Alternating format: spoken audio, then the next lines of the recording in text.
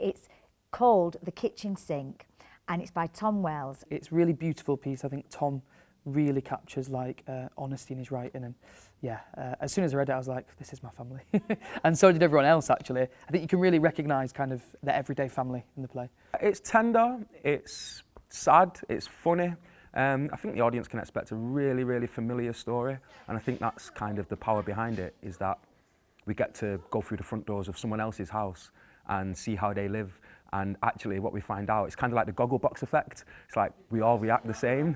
Behind closed doors, there's not much difference between what happens in the family unit. Yeah, it feels to me, the audience are going to see it and they'll go, that person is me, or that person is my mum, and also see it's about hope within their home and within their town.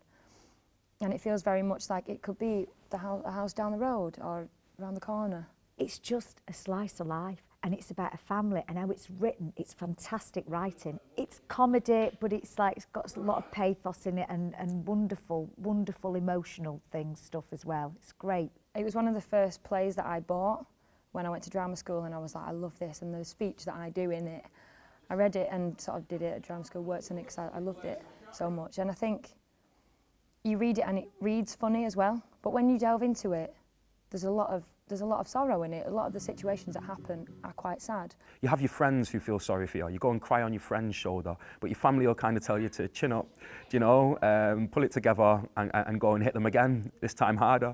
I think families are funny, aren't they? I think there's humour in tragedy, and there's poignancy in humour, and I think we're really trying to capture that in rehearsals at the minute. They're intense, they're good. It's a really nice, close cast, and I suppose we've kind of created that family feel from the off, really. It's a fantastic cast. I've got Will Travis playing my husband, who's hysterical, and the young ones are just brilliant, absolutely brilliant. The cast are great. We've got Devaney, Will Travis. We've got an amazing team with us. It's good. It's challenging, but it's great. It's really good fun, and Chris is fantastic. He's pushing us and asking all the right questions.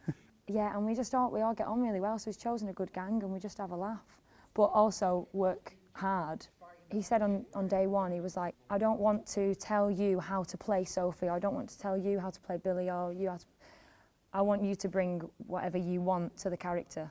Chris wants us to take ownership of it and make sure we go through the process and putting things in and suggesting things, which means we can take ownership of our characters and the story. And yeah, we're not just telling someone else's story, it becomes our story that we're telling, which is nice. When I knew that they were doing it at the Collie, because I love the Coliseum Theatre, I rang Anne Louise and I said, I'm very mumsy now, I'm a mum now, 50, I can play a mum now, can you get me in to see Chris? I've performed in here in youth productions, and it does kind of feel like home. On the first day when I did first day of rehearsals, I thought, this doesn't feel like a job.